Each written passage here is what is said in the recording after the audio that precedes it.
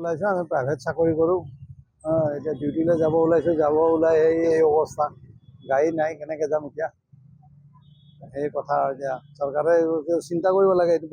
এতিয়া ডিক্লেয়াৰটো আগতে হৈছে, তেওঁলোকে ডিক্লেয়াৰ কৰিছে যে অমুক তাৰিখৰ পৰা বন্ধ দিম। চৰকাৰে সেই হিচাপত গাড়ীৰ ব্যৱস্থা কৰিব লাগিছিলে, নিজাববীয়া চৰকাৰী বাছ দিব লাগিছিলে। এই যে পাব্লিক চক ইয়াতে কেনেকৈ ৰৈ আছে, আমি নগ'লেওতো আমাৰ এতিয়া হাজিৰা কাটিব আমাৰ হেৰিটো, আমি দুখীয়া মানুহ আমি কি কৰিম কওক? ওলাইছোঁ আমি প্ৰাইভেট চাকৰি কৰোঁ। এতিয়া ডিউটিলৈ যাব ওলাই এই অৱস্থা, গাড়ী নাই, কেনেকৈ যাম এতিয়া? সেই কথা আৰু এতিয়া চৰকাৰে চিন্তা কৰিব লাগে। এতিয়া ডিক্লেয়াৰটো আগতে হৈছে, তেওঁলোকে ডিক্লেয়াৰ কৰিছে যে অমুক তাৰিখৰ পৰা বন্ধ দিম।